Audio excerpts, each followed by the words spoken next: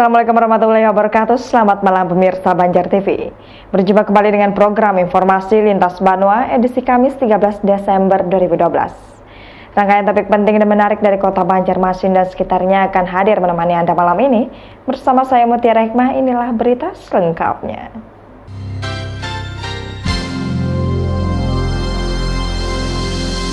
Pemirsa, DPW PKB Kalimantan Selatan resmi mengusung pasangan Fikri dan Ardiansyah sebagai calon Bupati dan Wakil Bupati Hulu Sungai Selatan periode 2013 sampai 2018 pada Pilkada HSS mendatang. Berita ini akan membuka Lintas Banua malam ini. Berdasarkan hasil survei yang dilakukan serta melihat popularitas calon, akhirnya Dewan Pimpinan Wilayah Partai Kebangkitan Bangsa Kalimantan Selatan resmi mengusung pasangan Ahmad Fikri dan Ardiansyah sebagai balon Bupati dan Wakil Bupati Hulu Sungai Selatan periode 2013-2018 pada pemilu Kada HSS mendatang. Keputusan mengusung pasangan tersebut menurut Wakil Ketua DPW PKB Kalimantan Selatan Haji Abdul Latif Hanafiah yang disampaikan belum lama tadi di Banjarmasin karena yang bersangkutan dinilai memiliki kredibilitas yang baik dan sudah berdasarkan mekanisme partai. Tapi kami dari PKB mengusung Fikri yang sekarang Sekda Hulu Sungai Selatan dan Pak Ardiansyah sebagai Wakil Bupati yang sekarang Wakil Bupati.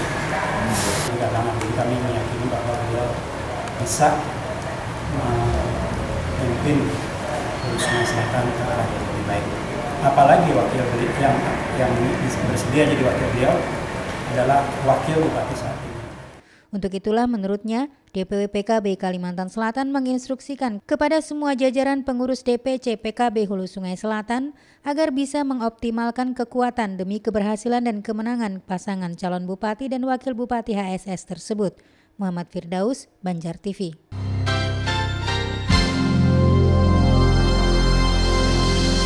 Selanjutnya pemirsa, Dispenda dinilai takut kehilangan insentif karena target penerimaan pajak dengan persentase di bawah 100% dari potensi objek pajak.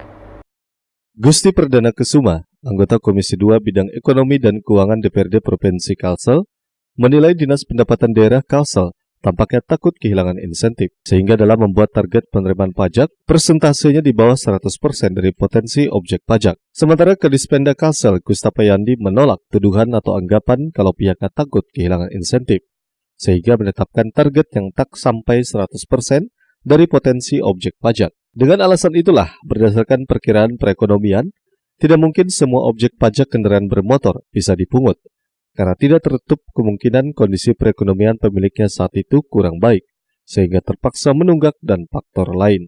Ada kendaraan bermotor roda 2 100 buah, ya kan? Nah, tentunya 100 buahnya adalah potensi kan? Potensi 100%. Nah, sekarang pertanyaannya, apakah yang 100 buah itu nanti di tahun kedua akan bayar pajak semuanya? Saya ingin minta jawaban dari kawan-kawan. Belum tentu. Belum tentu kan? Karena apa? Karena di 100 buah kendaraan tadi itu dipengaruhi oleh situasi, kondisi masyarakat pemilik kendaraan bermotor itu.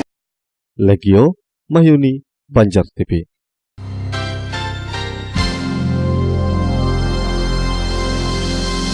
Sementara itu pemirsa, penetapan 80-85% dari potensi pajak pendapatan asli daerah di Provinsi Kalimantan Selatan dinilai telah sesuai aturan dan sudah maksimal. Kepala Dispenda Kalsel, Gustapayandi menjelaskan, penetapan 80-85% dari potensi pajak pendapatan asli daerah di daerah ini bukan karena Dispenda takut tidak mencapai target PAD sehingga kehilangan insentif. Pasalnya target penerimaan pajak terus mengalami peningkatan yang cukup agresif. Itulah kita menetapkan target itu tidak harus langsung 100% dari potensi. Kita harus melihat kepada kemampuan masyarakat. Kita harus melihat kepada latar belakang pekerjaan masyarakat. Tinggi itu sudah cukup berani itu. Nah makanya di target kita itu juga kisaran seperti itu. Seperti target penerimaan pajak pada 2010 sebesar 2,2 triliun rupiah, terrealisasi mencapai 2,27 triliun rupiah atau 102,7%. Kemudian target pada 2011 naik menjadi 2,5 triliun rupiah dan realisasinya mencapai 3,1 triliun rupiah atau 124,71%. Sementara target pada 2012 sebesar 3,8 triliun atau naik sekitar 700 miliar rupiah. Legio Mahyuni, Banjar TV.